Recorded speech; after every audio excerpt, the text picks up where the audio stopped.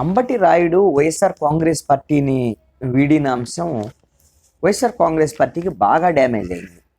దీంతో బహుశా మరి అంబటి రాయుడు మీద ఏమైనా ఒత్తిడి తెచ్చారో ఏమో తెలియదు, కానీ అంబటి రాయుడు మరొక ట్వీట్ చేశారు.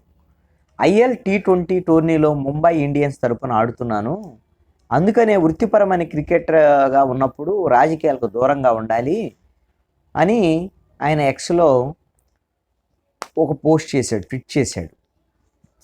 ఈ నెల 20 నుంచి దుబాయ్లో జరిగే ఇంటర్నేషనల్ లీగ్ ఐఎల్ T20 టోర్నీలో ముంబై ఇండియన్స్ తరపున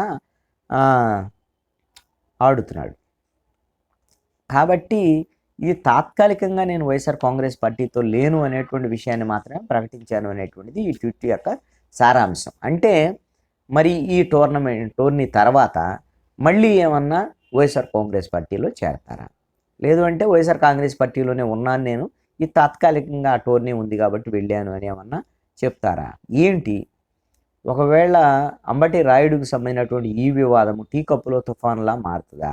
తిరిగి మళ్ళీ వైఎస్ఆర్ కాంగ్రెస్ పార్టీలోకి యాక్టివ్ అయ్యి గుంటూరు పార్లమెంట్ నుంచి పోటీ చేస్తారా?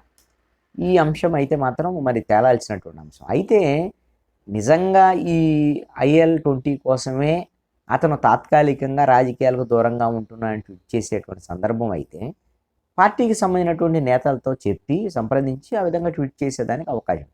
అలా ట్వీట్ చేసినప్పుడు పార్టీ వాళ్ళు కూడా సీరియస్గా రియాక్ట్ అయ్యేదానికి అవకాశం ఉండదు.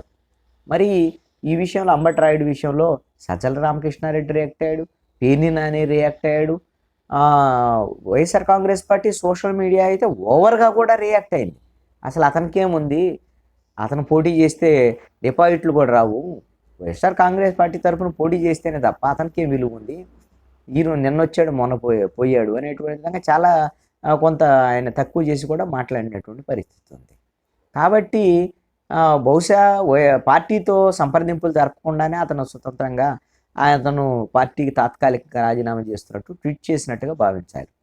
కేవలం ఈ IL-20 కోసమే తాత్కాలికంగా విరామమా రాజకీయాలకి అనేటువంటి దాని మీద కూడా ఇది అనుమానమే. కేవలం బలవంతం మీద మాత్రమే కొంత వైఎస్ఆర్ కాంగ్రెస్ పార్టీకి రాజకీయంగా నష్టం జరుగుతుంది. కాబట్టి ఈ విధమైనటువంటి నష్ట నివారణ చర్యల్లో భాగంగా అంబటి రాయుడుతో ఈ ట్వీట్ చేయించి ఉండొచ్చు అనేటువంటిది మాత్రం కనపడుతుంది. అసలు వాస్తవం ఏమిటి, వ్యవహారం ఏమిటి అనేటువంటిది టీ కప్పులో తుఫానా, లేదు అంటే అంబటి రాయుడు వైఎస్ఆర్ కాంగ్రెస్ పార్టీకి రాజకీయంగా శాశ్వతంగా దూరం అయినట్టేననేటువంటిది భవిష్యత్తులో తేలాల్సినటువంటి అంశం.